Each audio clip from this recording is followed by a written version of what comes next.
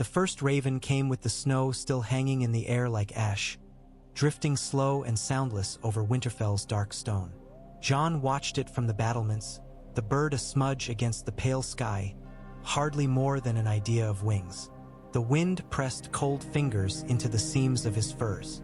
The yard below was all muted shapes, men moving with the limp economy of those who have spent too long in the cold.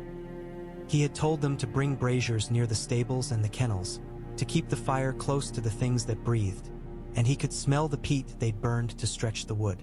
The stink clung to everything now: iron, leather, snow. The raven landed with an ungainly hop upon the shoulder of the carved direwolf at the nearest crenel. Its eyes were black beads, quick and certain. Jon held out an arm and let the bird clamber onto his wrist, its claws ticking on the boiled leather. He eased the tube from its leg, the wax seal already spiraled with frost. The hand that had fixed it was a careful one. There were no cracks where damp could have crept to swell the parchment. "From Castle Black?" Davos asked behind him. The old smuggler had a knack for turning up where he was needed, and no sooner. Jon passed him the tube. Davos broke the seal, held the parchment in both hands as if it might tremble loose and fly. His breath fogged the air. "Tormund says the wind moans like a woman at Eastwatch." A line of dead men seen at the shore, out past the jags of ice. They followed until dusk, and then the tracks stopped, as if the sea itself stood up and walked off with them. "He says they're not pushing south yet, but they're looking." Jon watched the snow drift and thought of the way the air had smelled north of the wall when the dead began to gather, the cold with a salt burn under it, as if something had been put out that ought never to have been alight. "He keeps his men at the castles. He keeps them moving," Davos said. "Nothing in one place long enough to be surrounded. He asks for pitch, more arrows, and for the smiths you promised with your next wagons of grain. He shall have them." Jon glanced at the raven, which watched him back without interest. "Is that all?" Davos smiled bent. "There's this other thing. It's at the bottom. Tell the little lordling I want better shoes." He underlined shoes 3 times. "The little lordling has better shoes," Jon said dryly, and the corner of Davos's mouth lifted further, the grim humor that had seen them both through worse than cold. A second raven came before the first had quite settled.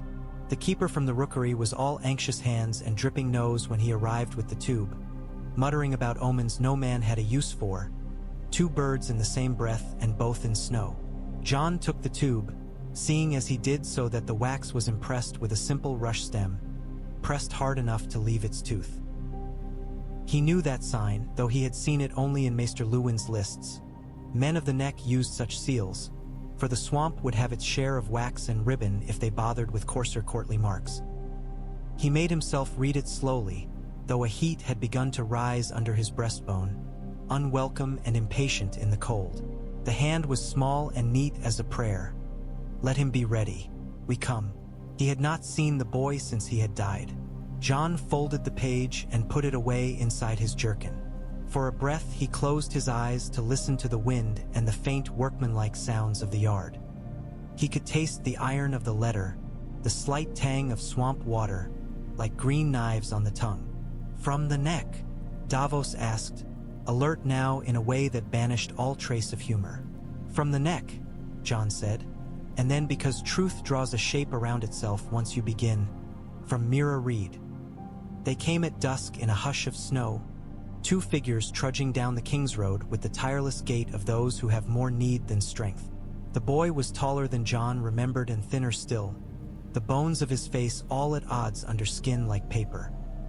He did not lean on the sled as they came through the great gate. He floated upon it as lightly as a rumor, hands lax in his lap, hair the color of ravens. The girl pulled with the easy economy of a boatman, one who had been born holding a rope. Mira Reed lifted the hood from her head in the yard, and her hair was wet black as eels. "Lord Snow," she said. Her eyes were tired, and kind only in a way that had nothing to do with softness. "He needs warmth. He needs to speak to you." "He shall have both," Jon said.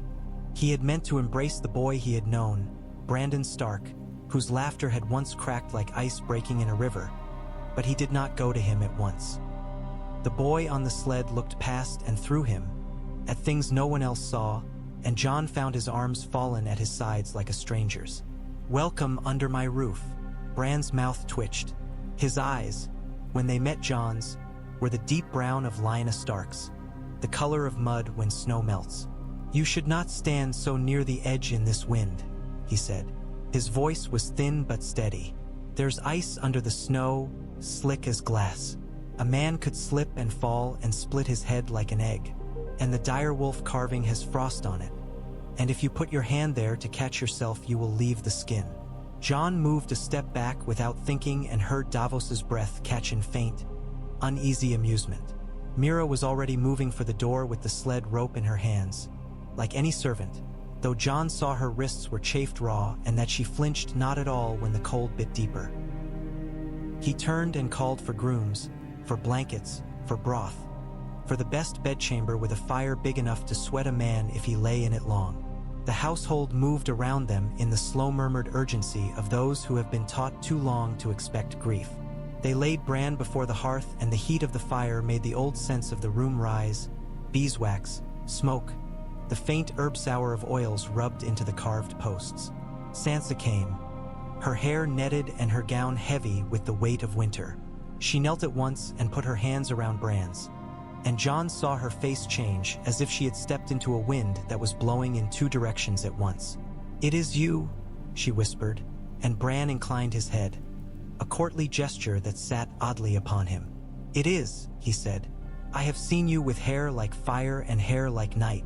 I have seen you as a child with a doll whose head came off and you hid it under a featherbed in terror that father would think you were cruel. He only thought you were kind.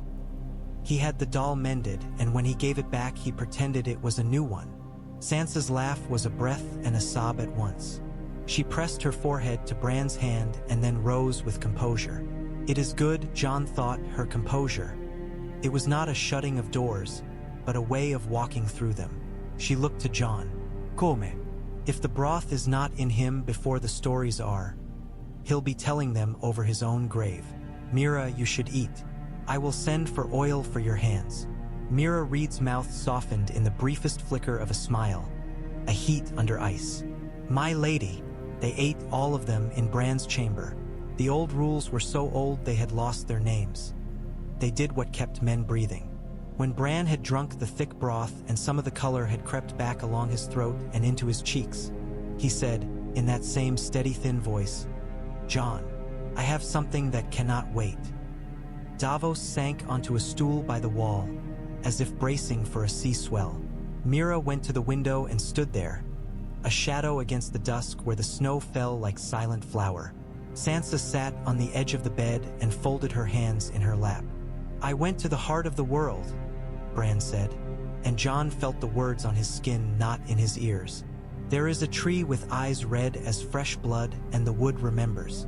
If you put your hand there, it will show you what you ask and what you do not. I saw father when he was young, with his jaw still round. I saw him ride with 6 companions to a tower by the mountains of Dorne.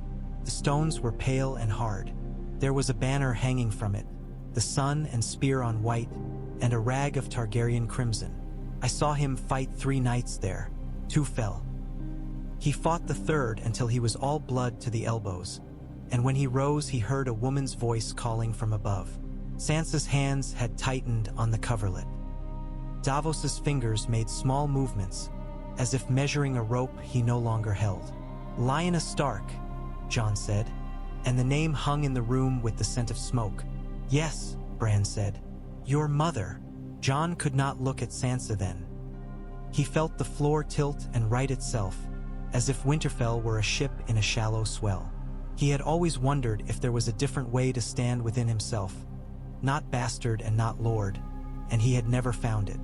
The knowledge did not change the angle of his bones. It changed the weight of the world that sat on them. "She had given birth," Bran said. "She lay in a bed where the sheets were brown with old blood and sweet with it.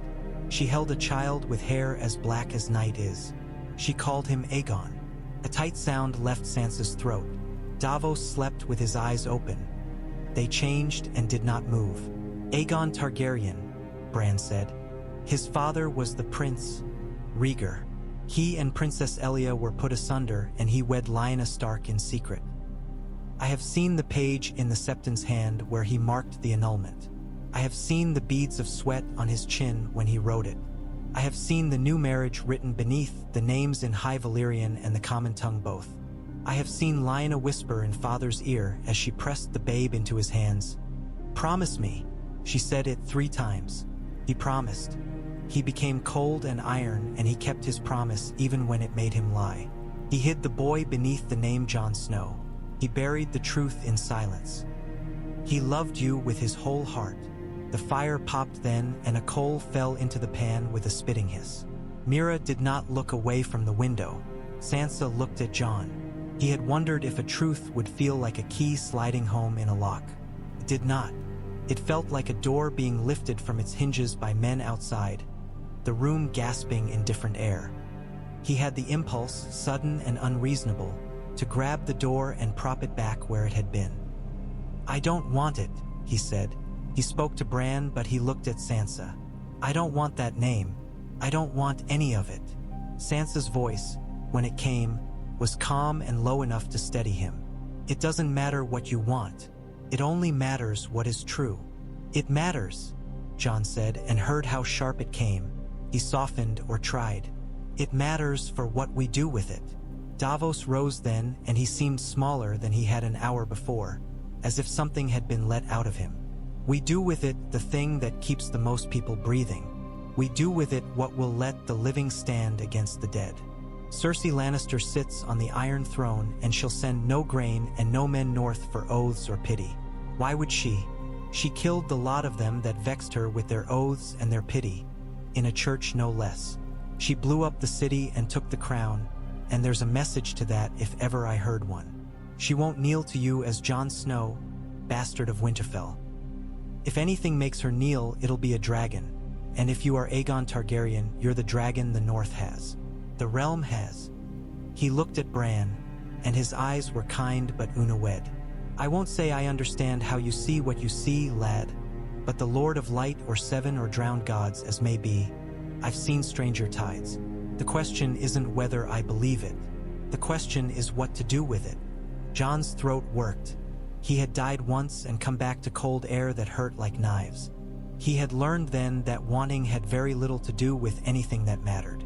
"Will they follow?" he asked, and he meant the houses that had raised him up, the children who had called him king because he had won them a dawn they did not die in. Sansa's eyes were very clear. "Some will not. Some will die before they say they were wrong. But most are tired of dying and done with being proud about it. If they think the realm will kneel to you, they will put your name in their mouths. If they think the realm will not, they will use you to get what grain they can, and then they will fall away when winter bites. You cannot be one thing to the north and another to the south. Men will smell the difference, and they will hate it more than a stranger's claim. Then decide," Mira said from the window. Her voice was flat and hard as in or against a frozen river. "Decide and be it." He slept little. The snow thinned towards midnight, and the stars showed themselves like eyes in black cloth. Jon rose from his bench and went out to the godswood with a lantern, the heat of the horn handle burning his palm through the glove. The heart tree loomed, and the old face carved upon it seemed a little surprised in that particular way faces can look surprised when the carver did not know precisely what he meant to carve until the knife stopped. Jon put his hand on the bark and felt the sticky slick of sap and the cold biting at the seams of his fingers. "Father," he said, though he had learned an hour before that the word was both wrong and more true than all his life had known. "I need to pull the realm together. I need to pull them all, the stubborn and the cruel, the proud and the slow, the ones who've never seen the wall and who think stories are something that happens to other men. If I am a Targaryen, I will go south and claim the throne, and if I claim it, I will break the North's heart. If I am a Stark, I will die in the snow with my father's oaths in my mouth and my sword in my hand and leave the rest to ashes and queens. Tell me which of these men I should be." The tree did not answer in words. Trees seldom do. But the wind came down off the wall and whispered in its leaves, "Winter dry." He thought it said nothing. He thought it said both. He went back to his bench and watched the lantern flame until it guttered and left him in the dark, where his eyes made and unmade the shapes they liked. In the morning he sat the high seat in the great hall, with the direwolf banners above and the chill creeping up from the floor despite the braziers. The lords came and the ladies, and those who had nothing but their hands and their eyes. It had been that way before for other Stark men in other winters. Sansa stood to his right, her gown a sober brown with fur at the cuffs, her hair netted so that it did not move when she turned her head. Davos stood to his left. Bran was there too, wrapped in a blanket and a silence that was not entirely earthly. Mira had gone to sleep at last, and Jon had not been the one to wake her. He told them. He did not ask them to believe in magic. He said there was a record of a marriage in the south, and a man who had stood there to see it, and a woman who had whispered in her brother's ear so that the world might go on. He said the name he had been given at birth and the one he had worn, and he kept his hands flat on the wood of the chair so they would not curl. Yohn Royce's jaw set like a hinge. Lyanna Mormont's little face was fierce as a knife, and she looked at Sansa more than at Jon, as if taking her measure anew. The Manderley men, heavy-lidded and knowing, shifted in a way that told Jon they were calculating grain and glory together in the barrel. Glover's mouth was thin and bitter. A dozen smaller men had their hats in their hands and the cold at their necks. Royce said first what would have come from him if it came from no one. Stark men bent the knee only a fortnight ago. We meant it. Does your name in a book mean the North must now bend its knee to dragons? He said dragons with a twist of irony, as if he thought the creatures existed mostly in songs and men's self-flattery. Dragons are bones in this country, Lyanna Mormont said, and there was laughter, small and ugly, in the corner of the hall, from a man Jon did not recognize. Jon did not laugh. If there were a Stark on the Iron Throne, would you call him Dragon? He asked Royce. There has never been a Stark on the Iron Throne, Royce said stiffly. The first men held kingship before the throne was iron, Davos said. Time makes her own thrones as she pleases. We can argue about who sat in what chair once upon a time, and if we do, the dead will be glad of it, because they will not have the knack of arguing back once they've filled the world and killed us. Or we can be cunning as sailors and decide what keeps us floating. I have sailed a long while, my lords. I can tell you that who holds the charts matters less than who knows the reefs. What do you propose? Wyman Manderley asked, and he stopped his shifting to be very still. It is unsettling when a great bulk of a man becomes suddenly controlled, and Jon saw men sit a little straighter around him. I propose we go south, Jon said, and the hall made a small sound. I propose we gather the Riverlands, who are soft and bleeding from Frey knives and Lannister teeth, and put them back into their proper skins. I propose we go to the Reach, whose lady has had her grandchildren burned or blown to ash for daring to be kind and clever at once, and offer her the vengeance she already wants. I propose we make common cause with Dorne, whose princes have no love for Lannister justice when it blows men to dust. We take the Stormlands from whatever Lannister cousin holds them by parchment and fear. We make a ring of bread and steel around King's Landing until even a queen must kneel to eat. And when she kneels, we tell her the truth she knows already. She does not rule men. She murders them. Then we put a different crown on a different head. Not for glory. For the granaries, for the smiths, for the room to breathe and to build fires on winter nights, for the boys at the sea who will see blue eyes in the surf. We do this now, while the sea lanes are open and the roads not drifted deep. We do it before other dragons come across the water, because they will come, and I will not pretend otherwise. When they do, I would rather be the man with bread to give them than the man with his hands out for their crusts. Royce folded his arms. And who sits that other crown? Jon let breath out until it did not feel like smoke in his throat.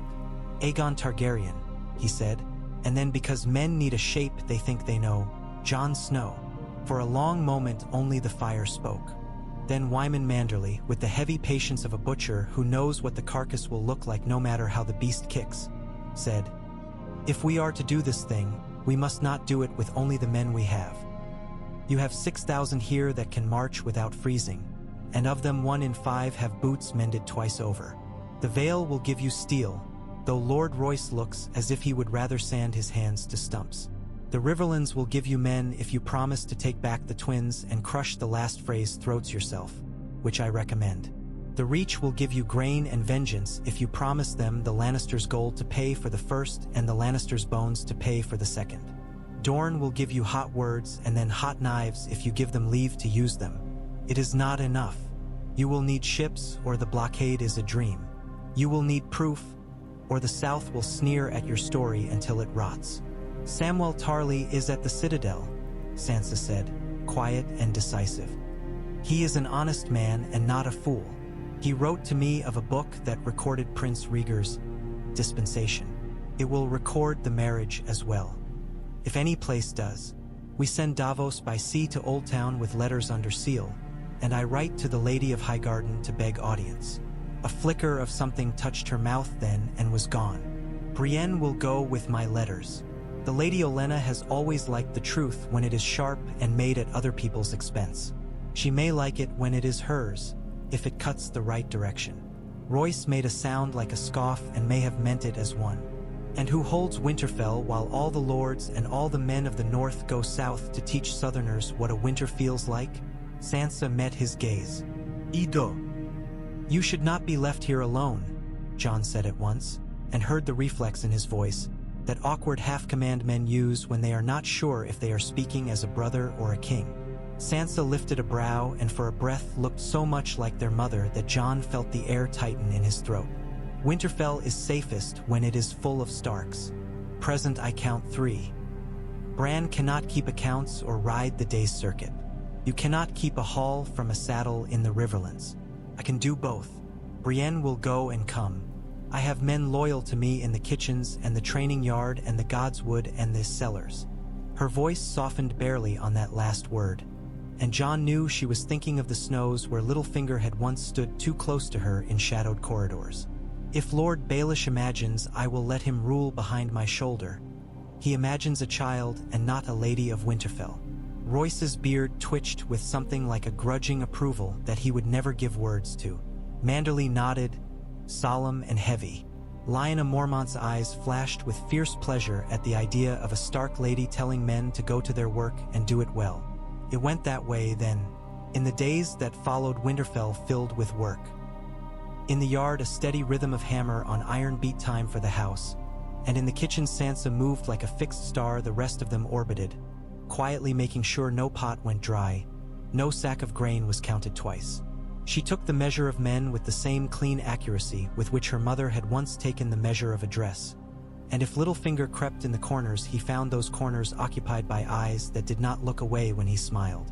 Davos left with the first winds, riding south to White Harbor where Wyman Manderly's ships would carry him along the ragged coast to Old Town, and then to a cove he swore he knew that would set him one night's row from the leavings of King's Landing. A man can buy a blacksmith's boy for less than the price of a horse in that city, he told Jon on the battlements. If the Stormlands have any loyalty left to their last king, it's in boys swinging hammers and old men swearing into their cups. I'll find what there is to find. Be careful, Jon said. Davos's grin was wolfish and worn. If I had been careful, I would be dead a dozen times over. I'll be something better than careful. Brienne left 2 days after, Podrick trudging behind with 2 horses and a pack slung over his narrow shoulders. The boy's face fixed and unhappy and determined. Sansa walked with them to the gate, her gloved hand on Brienne's arm for a long breath before she let go. Tell her what I wrote, Sansa said, and tell her what I could not, that I thought her granddaughter kind, and I will always think so, and I hate it that kindness burns first. I will tell her, Brienne said.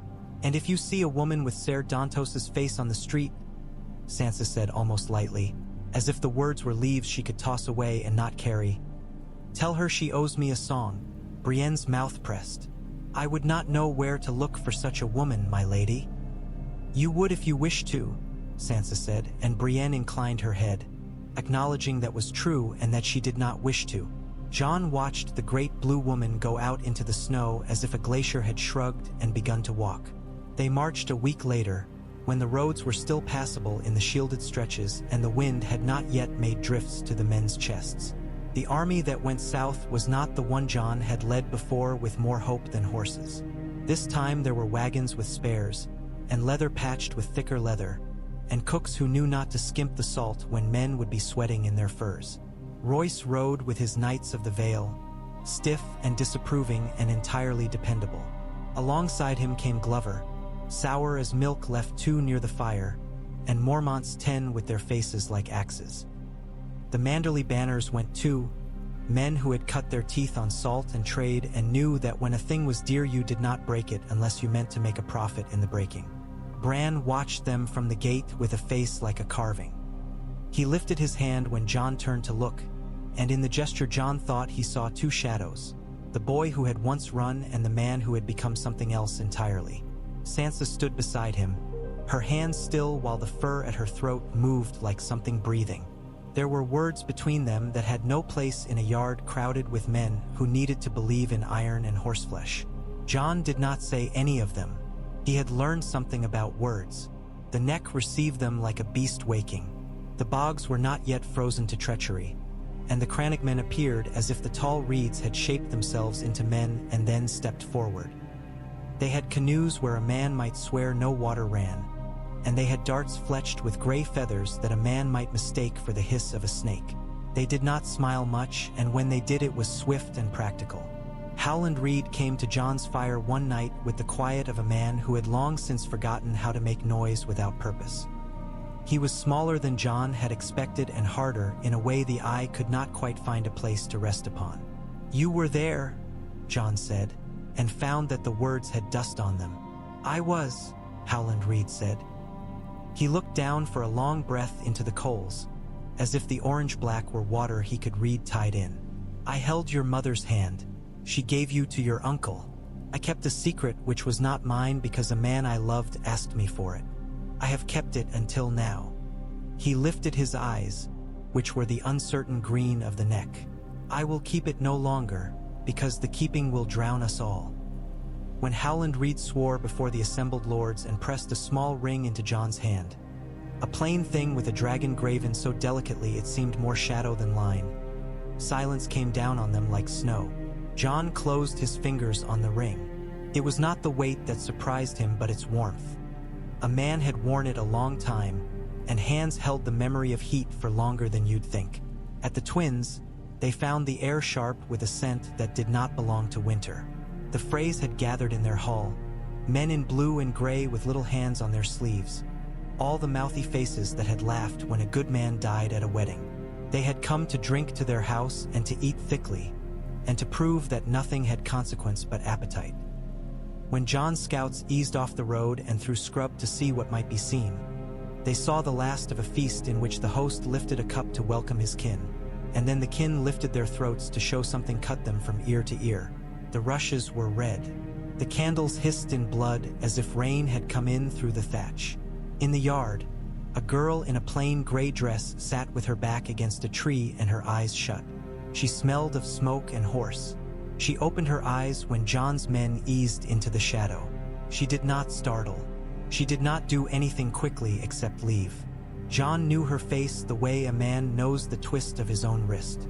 It was his mother's eyes looking out of a face that had forgotten how to be a lady's. "Arya," he said when he caught up, because he could not stop himself. She did not smile. She did not do anything but look at him as if he were a story she had been told and was now remembering each word of. Then she tilted her head, her mouth curving with a humor far older than hers. "You took your time." He laughed, and it surprised both of them. She let him pull her into an embrace, and she felt like a length of rope in his arms, light, strong, and woven of something that would bite a man's palms if he did not handle it properly. He could feel the knives she had, not from where they pressed but in the way the muscle over her ribs felt shaped. When they let go, it was as if breath had been held and just now let out. "I will not come with you," Arya said, as if she had been waiting to say it since she saw him. "I have work." "You've done work here," Jon said, his voice low. "Where next?" "King's Landing," she said, and her face did not alter. "There is a woman there whose name I have been saying over and over to my knife, so I do not forget the sound it makes when I say it." "Cersei," Jon said, Cersei, Arya said. I won't be the one to kill her. It isn't my story. Someone else. But I will be in the room when it happens, and I will take something important from someone important before I go. It will make a better ending for all of us. Arya, Jon said softly, and she gave him the look a cat gives a man who says no to doors. He did not say no again. They took the bridges. There was no resistance worth the counting. Frye men were leaderless and half-drunk, their faces pale as light. Jon gave them terms, because men require the notion of justice even in the moment they do not deserve it. He hanged those whose hands had held the knives at Edmure Tully's wedding and those who had commanded them, and with the rest he made a bargain of bread and silence. Bread now, silence forever. It was not justice. It was a thing to put men to bed on. Riverrun opened its gates at the sight of wolf and trout and falcon. Edmure Tully came out to meet them with hollows under his eyes that looked like butterflies with their wings torn. He embraced Jon and Sansa with an awkward shame that made Jon love him at once. The Riverlands raised their banners with the weary relief of men who have had their hands held too long underwater and were at last allowed to cough. From Riverrun, Jon wrote a letter in his own hand and sent it to Highgarden with 2 of Manderly's men and a ring Sansa had given him to send ahead of Brienne. A small thing with a blue stone that had been their mother's once. He wrote that fire had turned to wildfire, that he would bank it and starve it, and that the men who had taken Marjorie's life would be paid back in full measures. He wrote that winter had come for all the living, and that he would send the harvest north where bread had become a prayer if she would help him break the queen who had made a church into a funeral pyre. He did not write anything about thrones. He put the ring in the wax and pressed hard enough that the stone's facets took the seal like a city stamped into snow. At Harrenhal he made his camp. The old black stones looked like melted candles. They drew the wind through them in aimless ways that made men wake at night sure their names were being said by something without a mouth. The river steamed even when the air cut, and the forges sang like insects. Davos returned there with his beard full of salt and his hands full of letters, and the boy he brought with him had arms like a smith's and eyes like a man who had built a life from wanting nothing. Gendry, Davos said by Jon's fire, a little smug as a boy with a clever fish, King Robert's bastard or one of a brace, if half the stories are true. This one has a hammer and a knack for making men look at him and see what they like. Gendry's mouth went sideways. I have a knack for keeping my head down. The rest is luck. Luck is a knack, Davos said, and handed Jon the topmost of the letters. This is the one you want first. The Citadel's hand was a precise one, irritated by the cold. It said, there is indeed a note in the ledgers of High Septon Maynard concerning the matter of Prince Rhaegar's contract with Princess Elia of Dorne. The precise words are, annulled by my hand in keeping with the Seven and their laws. In a second hand, below, there is entered a marriage at the Dragonstone September between one listed as Prince R and one Lyanna of the North, with a witness of one H. Reed of the Neck. Our Maester Reading thinks it only fair to note that Maynard also kept a record of his bowel movements, and we might not take every mark as gospel when taken alone. Taken with a witness who stands now before you, perhaps you will lean more weight upon it. The maesters in their towers do not love kings, but we love order, and it seems to me a proper order is better served when a true thing is known. Do what you will, but do it quickly. Winter is no longer waiting at your door. It is sleeping in your bed. Jon passed the parchment to Davos and Gendry in turn. You went to King's Landing, he said to Davos, and Davos's mouth twitched. Not the comfortable parts, Davos said. I went to a little place near the river where men drink themselves warm and listen to the water slap pilings and talk of how things used to be better when they were boys. I asked after smiths who had been friendly with a fat king. I found a man who'd watched this lad right here swing a hammer for a queen without knowing it. And he liked him well enough to lie. We lied our way out the door with a scuttle, and we rode until my arms were going to go their separate ways and leave me, and we came around the point and into a fog like breath. I told him not to look behind him. He didn't. I looked, Gendry admitted. He looked, Davos agreed. And here we are anyway. The city stinks worse in winter, if you're wondering. The rich burn cedar and some spice I don't know the name of, and the poor burn what they can find that is wet and has rot in it. There isn't much between them. Olenna Tyrell's answer came 3 days after Brienne. The old woman rode into Harrenhal with her hood thrown back and a pinched expression for the wind. She went straight to Jon's tent, brushed past the guards with a rake of words, and sat without waiting to be asked, hands folded on the head of her cane, eyes like sharp stones in a riverbed. "So," she said, "you are the boy." "I am," Jon said. He did not say what boy he was. She would choose it herself and argue with him if he attempted control that did not exist. "You look like a Stark," Olenna said. "That is not a comforting face to see across a table in winter. It says, I will not bend until we both break. And if I break, I will do it quietly and make you feel the guilt of it forever. I prefer men who are somewhat more obvious." She lifted a hand, thin as a bird's foot. "You need grain and you need a path to the sea. I need a head at the end of a pike. I know better than to expect the head I want. Give me one that looks like it. Give me Lannisters. I will give you the red wine fleet and bread enough to stink your wagons." "Agreed," Jon said. He had a sudden, absurd image of asking this woman if she had eaten, and then he saw that of course she had. She had eaten 3 better men for breakfast and had a toothpick of a cane left from the last of them. She sniffed. "That was quick. Be careful.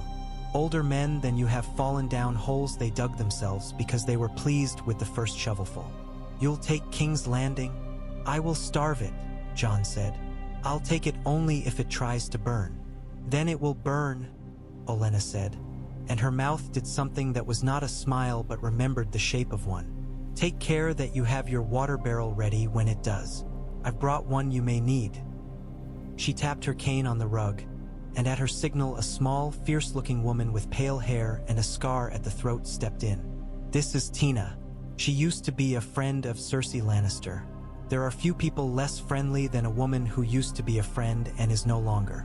She will tell you where the city's wells run and where the rats come out of the walls." Tina's mouth tightened at the name friend and then relaxed. "Your Grace," she said to Jon, and when he opened his mouth, she cut across him. "You are a king whether you admit it or not. Better to have men and women say your grace to your face than behind your back. There is a tunnel under the street of steel that leads to a dry cistern behind the Guild of Spicers. There is a drain beneath the hill of Rainies that some boys use to steal candles from the September. There are 3 men who sell wildfire for the price of their lives and who have not yet discovered the second part of the bargain. Would you like their names?" "I would," Jon said, and he sat, and the work began. From Dorne, a letter came carried in a faithless hand and sealed with a sun and spear. Prince Doran was dead. His sister had loosed knives she had been nursing for years, and she would loose more if someone put them in her hand. She would send spearmen to the Blackwater and sandshipmen to the blockade, and if she could not hang Cersei herself, she would bring rope. From the Stormlands, there came red-faced minor lords in patched mail who squinted at Gendry and wept a little when they saw his jaw. "The king," one of them said, and it was a prayer and a wound all at once. "Not a king," Gendry said roughly. "A smith. A smith with a king's face," the man said stubbornly. "It's enough." "It isn't," Gendry said later by Jon's fire, his hands rough on the tankard. "But it might be something if you hold it in the right light. I won't be a lord. I wouldn't know how to stop being angry long enough not to beat a man who needed beating. I'll build you scorpions that work in the cold. I'll show men how to mend with rivets instead of wishing for new iron. I'll make nails that don't shatter when the frost hits them. That's as much crown as you'll get from me." "It's more useful," Jon said. "Cersei Lannister did not write letters. She sent back heads when men sent her words. She salted the gates with gallows and hung them with traitors and thieves in equal parts until the crows at the city's edge did not startle for anything but bells. She walked the burned bones of the Great September and did not look down, and the men who followed her watched her skirts to make sure they did not catch stray sparks. Qyburn's little bird skittered, and any man who put the word wildfire into his mouth did not speak with that tongue the next day. Jaime Lannister rode the walls and counted the scorpions with an expression like the hour before a storm. He remembered the heat of a mad king's breath when he said burn them all. He remembered the feel of his sword in a king's back and the way the body had gone slack as a rope that has been cut. He remembered he had once been handsome in a way that made old women sigh for their own youth, and now he made old women cross themselves in fear of their granddaughters. He slept poorly and woke with his mouth full of a taste that was not blood and not ash, but some cousin of both. Euron Greyjoy sailed his black ships into Blackwater Bay with a swagger that made the harbor water splash different. He was a man who stood like a mast and talked like a knife, and he offered Cersei a gift of his hands that was a promise to crush the men who came against her and then crush her if she did not give him the thing he wanted. She smiled and told him she would consider it, and the court laughed because men do not like to feel a blade at their own throats without making a joke of it. Euron laughed because any sound is good if it fills the silence. The blockade went up like a N. Red wine ships sailed in a crescent, and the Manderley ships took the darker waters to the north, and little Dornish vessels like quick fish darted where the others were too cautious to dare. Euron smelled them on the wind and came in at night when the moon had a cloud over her eye, and sometimes he lit a ship without warning and watched the men leap overboard and counted them as his sport, and sometimes he cut a line or slid a knife into a rope so that a mast would fall the next time a man looked away from it. Davos took all the tricks he left and learned them and made new ones and left them where Euron would step. He paid for each lesson with men. On land, Jon kept his people busy. He sent small companies under dark banners to take the farms that fed the capital, and he took them without burning them because bread would be needed and men respect bread. He set Gendry to his scorpions, and they built 3 great ones to face the sea, mounted on carts that could be dragged by oxen while the men cursed and prayed. He sent Arya, when she came into his camp with a face he did not recognize and a little smile that said she was herself inside of it, into the city with Tina's list of names. She killed 2 men who sold wildfire and left the third with no tongue to talk with and no hands to count his money. She stood under the ruined face of the sept at dusk and watched the way Cersei walked and said quietly to herself, "It won't be me, but I will take something from you before you fall. He will forgive you nothing." "Who?" Jon asked once, and she smiled with all her teeth and said, "He who always kills kings. There are men who do a thing once and then spend all their days being afraid of doing it again. There are other men who do a thing once and then spend the rest of their lives remembering that it felt like putting down a hot iron and not picking it up again." Jon thought of Jaime Lannister's face when he had met it briefly once, years ago in a hall with a king on a dais. He thought he understood. Winter deepened. Men died in the camps because men die in winter no matter how careful you are. They died of a cough that turned brown, and of a cut that would not knit, and of a thought that went the wrong way and took a man's hand to his own throat in the dark hours. Jon walked among them with a cloak that had frost on it and let them speak the names they needed to say while they still had mouths to say them. He held boys when they shivered and did not have the wit to be ashamed of it. He made himself sleep when it was time, and dreamt sometimes of a room with a bed and sheets that smelled of flowers and a woman's voice whispering, "Promise me." When the city began to die, it did so at the edges first. The street of flour went hungry, and the street of sisters sold things that had nothing to do with prayer. The gold cloaks took off their cloaks and remained men, which is to say they did not acquit themselves well or badly, but like men do when there is no coin to make bad decisions seem noble. Cersei began to drink more in public and care less what she sloshed upon her skirts, and Qyburn's eyes grew brighter in a way that made men avert theirs. Jaime Lannister walked in and out of his sister's rooms and did not sit down once, and he looked at his hands at odd moments as if they were strangers he must address with courtesy, being in his company. Jon did not press. He did not turn the screw until the wood split.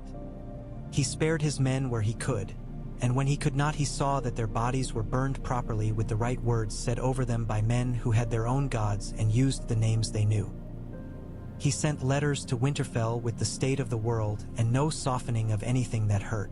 Sansa sent back the same, and in the fold of each letter there was something that was not anywhere on the page that Jon could nonetheless read as if it were written in ink. Littlefinger came to Harrenhal once with the fox smile off his face and a calculation he thought he had hidden. Sansa had removed his feet from the floor of Winterfell and his fingers from its keys, but men like that always have more doors to try. He offered Jon words in a voice like silk that had been soaked and stank of rot. and he suggested a marriage with a girl John had never seen. John listened as he would to wind and reeds, and when Littlefinger had finished, John said, "I have a sister who will be queen in the north when I am not there to hold the chairs steady. You miscount if you think I will spend the coin of her name on anything you offer." Littlefinger smiled with his eyes and not his mouth. "You mistake me, your grace. I shall go on being useful." "You mistake me," John said softly. "You shall not go on anything in my camp." He did not hang him. He did not need a martyr. He sent him back with 2 men who did not take bribes and a letter to Sansa that had only 2 words: "Decide now." A month later, another letter came to John with Sansa's seal and no words within, only a scrap of cloth gone stiff with old blood and a small bird's feather. He warmed the wax with his breath and a candle until it softened. He pressed his thumb into it. There were some doors that must be closed to keep out the cold. Jaime Lannister came to parley on a day when the wind was down and the sun had the brittle look of a coin that had been in too many hands. He rode with 2 men and a white flag hung limp. He had not bothered with a helm. John met him with Davos and Tina and 3 men bearing spears they did not intend to use. Arya stood among the cooks, a boy today, her cap pulled down over her eyes. "Your Grace," Jaime said. "Sir Jaime," John said. They looked at each other for a time while the air clicked in their ears. Jaime's hair had gone gray at the temples in a way that would once have made girls sigh and now made them think of dead men. His face had the open, hopeless beauty of a cliff that the sea has been cutting at for generations and will never move. "You starve the city," Jaime said. "I spare it," John said. "If I press, your sister will light it all and call that ruling." Jaime's mouth twitched. "She will call it something. She always does." "You can open the gates," John said, and he did not change his voice. "Or you can kill her." Jaime's eyes flinched, not in surprise but as if something had entered them that he could not cry out. "I know what it is to do a thing like that," John said, and he felt the scar in his chest itch in the cold. "It is a wound. Men do not praise you after. They say your name and spit. If they love you, they will hate you for the thing. If they hate you, they will hate you more for being right. It does not matter. The dead will not know your name. Only the living will, and only until they die." "Why do you want me to do it?" Jaime asked. For a moment he sounded tired enough to sleep standing. "So you can be a king who washed his hands? So you need not be the one who set a sword to a woman's neck? Because you can get near her," John said simply. "Because when she burns the city you will not live either, and I do not think you came into this world to be smoke. Because if you do not, I will, and more men will die for the same end." Jaime's jaw worked. He turned his head a little, as if to hear the sound of something that ought to be coming down the road and was not. "Do you know," he said, "what it feels like to learn that all the stories people tell about you have made a house that you have to live in and cannot leave? I have tried to be a man other than the one I am named as, and each time I have done it I have wondered if I did not kill something in me that could have been better." John thought of a boy who had taken a knife in his own heart because he believed duty could be pure only if it was absolute. He thought of himself waking with blue eyes in the dark around him and a hand on his chest making a sound like a man saving his own life. He nodded once. "You were called Kingslayer," he said. "Perhaps being that once was not the worst thing you have done. Perhaps doing it twice would be the best." Jaime barked an ugly laugh and then cut it off with a small sound. He put out his arm and the white flag flapped a fraction and fell again. He looked down at his gloved hand as if it had done the joke itself. "If I come to your tent again," he said finally, "it will be because it is done." John watched him ride back to the city with his sword hanging straight and his shoulders bent no more than a man's would be who wore that much metal. Davos stood beside him silent and Tina made a small twisting gesture with her fingers as if winding thread. "Will he?" Davos asked at last. The wind lifted just enough to make the flag whisper. "Yes," Arya said from the cook's line. She had a kitchen knife in her hand and peeled a root in neat curls. "He always does in the end. He will do it this time for the right reasons, which will make it worse. It happened at night." The moon wore a cloud and the river wore a skin of ice along its edges that broke under the noses of dark water rats. The city clung to the hills like a drunk to a doorframe. Jon did not sleep. He sat in his tent with the candle guttering in a draft. He could not find and felt the weight of the ring in his palm. When the noise came, it came small. A shout that stopped, then nothing, then a bell that rang once and was silent as if a hand had clapped down upon it. The city did not wake. A wolf howled somewhere, in the camps, in the Kingswood. Jon could not hear under the silence the sound he imagined would be a scream. He did not need to. He stood when the hoofbeats came because he knew they must. Jaime Lannister came through the lines alone with his helm under his arm. His sword was not drawn. He had blood on his sleeve in a crescent that could have been anyone's. He did not dismount. He looked like a man who had been walking underwater and had only just now remembered air. "It is done," he said. Jon looked at him and saw a man whose life had held one act that defined him to others and to himself, and who had just repeated it like a prayer that hurt the tongue. He could have thanked him. He could not think of a way that would not be a wound. "Open the gates," he said instead. His voice was gentle and had no choice in it. Jaime nodded once, a jerk like a man swallowing a thing that would not go down. He wheeled his horse and rode back towards the city very straight. The world held its breath. Then the bells began to ring, each in its own time, like men remembering they had a job to do and taking it up with surprise. There was no triumph in the taking. The gold cloaks threw down their sashes with relief, which has its own shame in it. Jon put men at all the doors that mattered and made sure women could carry pails without being bothered. He sent Tina to the wells and Arya to the Street of Flower and Davos to the gate to talk the Redwine men into being nimble without being proud. He went to the Red Keep last because the things one has to do most are sometimes the ones one walks around the longest. The throne room smelled of iron and cold stone. The Iron Throne itself sat like a mouth full of knives in a skull that had never learned how to smile. Blood had run upon the steps and was already drying.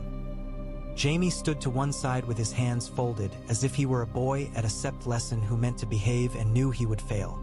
Qyburn was not there. The mountain had been once. But there is very little that even a great man can do when a quick small blade finds him while his back is turned and the breath is out of him.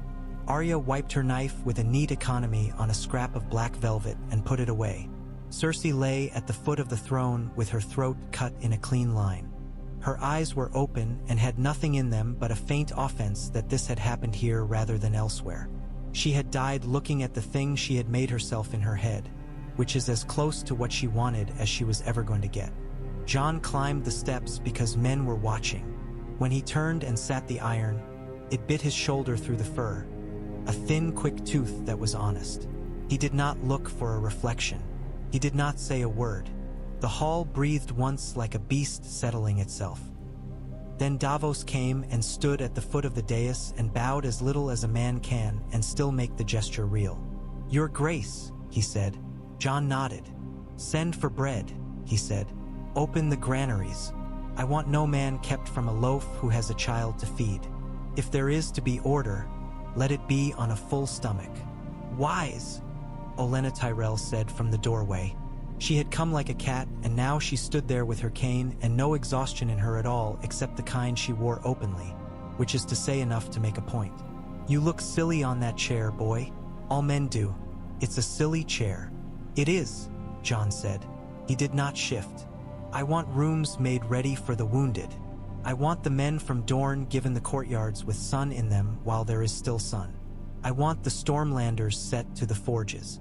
I want the Riverlands boys to be sent to the stables. They know horses, whatever else they've forgotten. I want—" He stopped because the world had tilted under him, and there it was again, that room with the bed and the voice saying, "Promise me."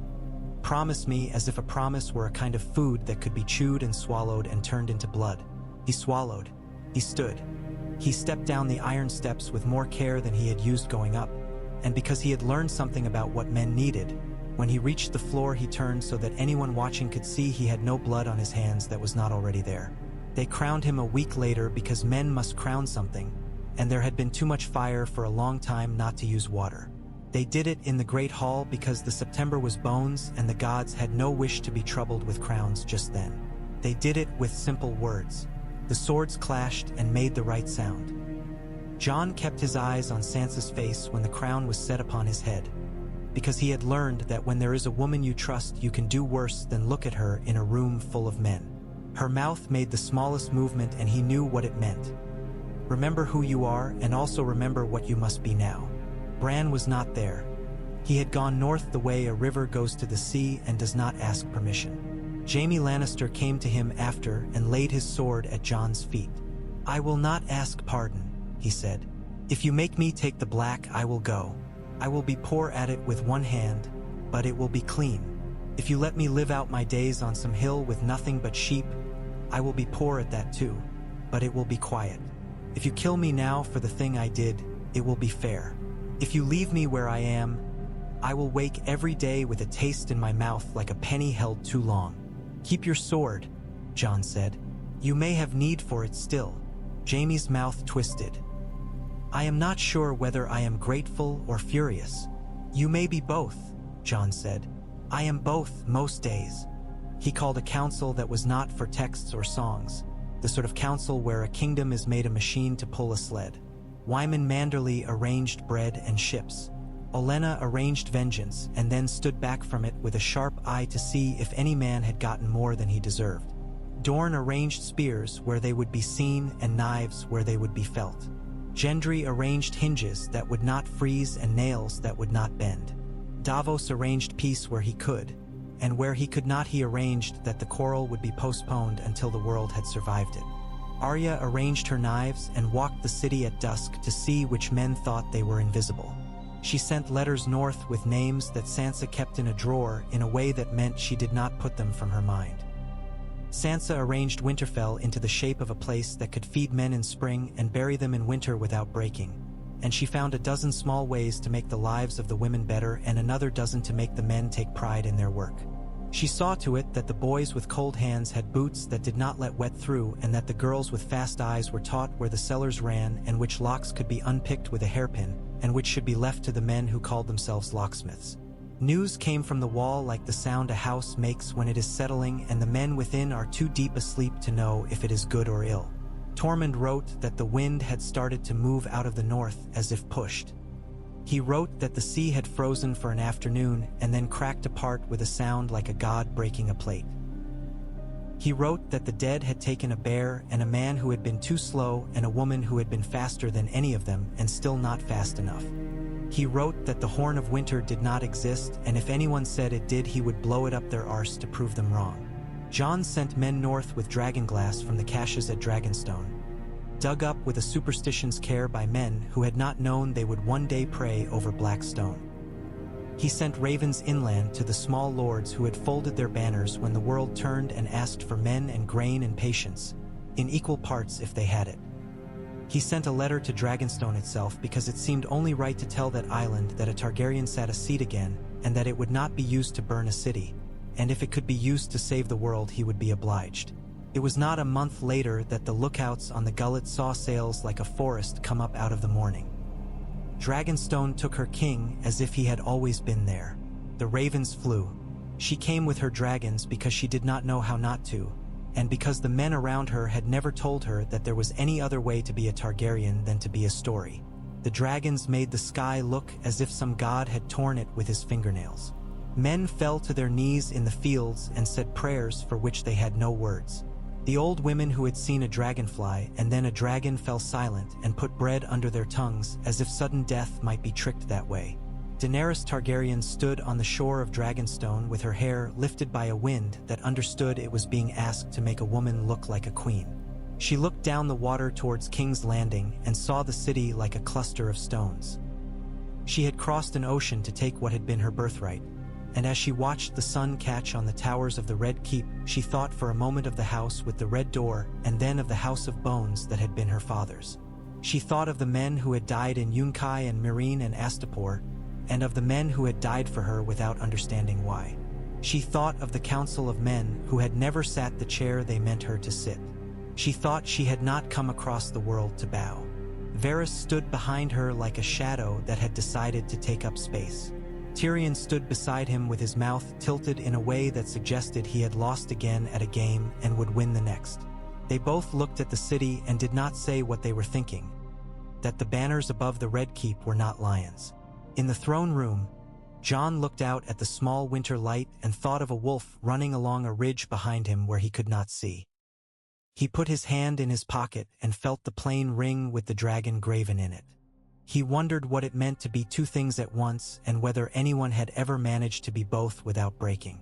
He thought of Bran at the heart tree with his eyes full of snow and of Sansa, at a long table with a ledger and a quill that never blotted.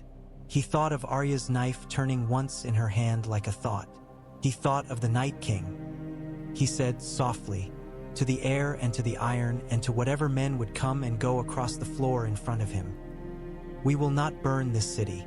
We will make it a place where men live until they die. Then we will go north and see if we can make it so men do not die too soon."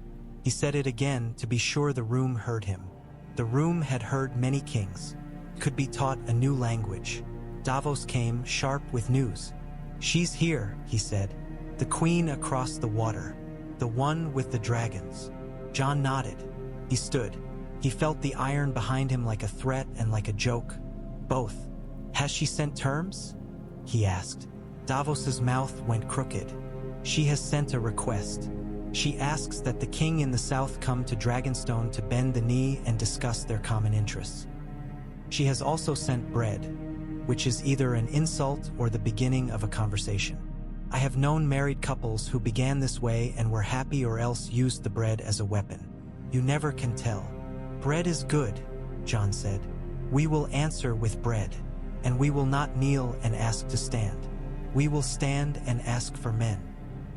He went to the window then and looked where the sea showed itself beyond the city's low hang of smoke.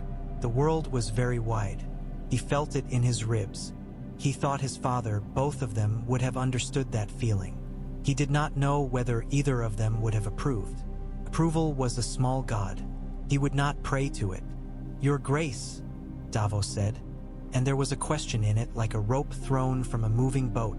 "We will go to Dragonstone," Jon said. "We will tell her a truth she will not want. We will tell her of the dead, and of what happens to cities that forget the living.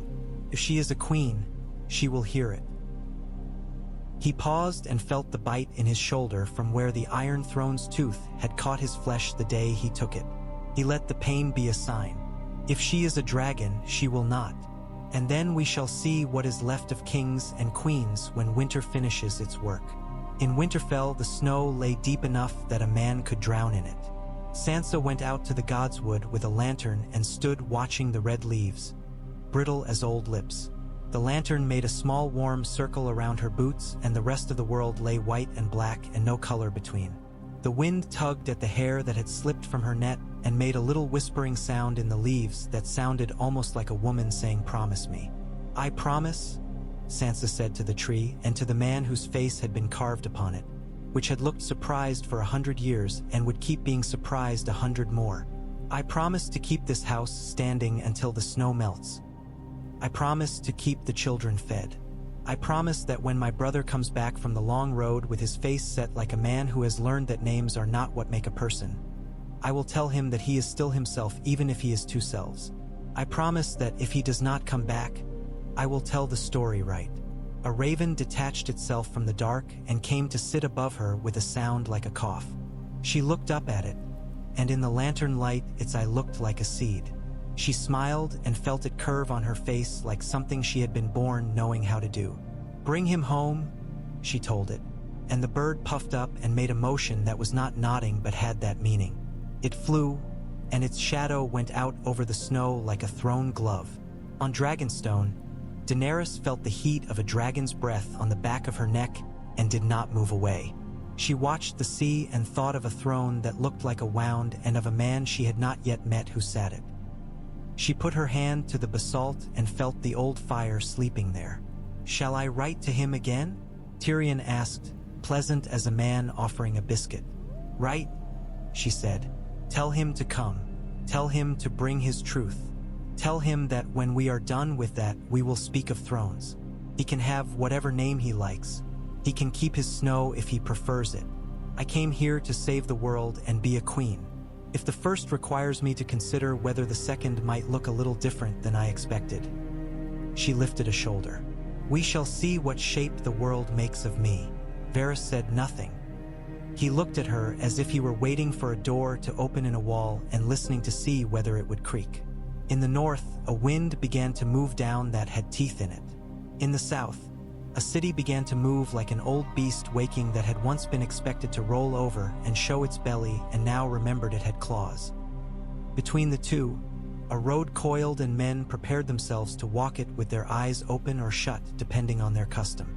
Jon Snow, Aegon Targaryen, Jon Snow, stood in a room with iron sticking out of it in unkind ways and said to Davos, "Tell the men to ready the small boats. We'll go by sea. I want to bring wood and bread. She sends bread. We send it back. Between the two of us, there will be enough to begin a meal." "Very good," Davos said gently. "A man can do much with a meal." He rested his hands for a moment on the back of a chair that had once belonged to a king who had not known how to sit it. He closed his eyes just long enough to see a woman with dark hair whisper, "Promise me." He opened them and looked at the iron. He looked at the door. He walked through it. The bells over King's Landing lay silent in their towers. The city listened with him. The sea breathed. The sky did not promise anything. It hung above them like a thing that could hold whatever weight men put upon it. For a time, they went down to the water.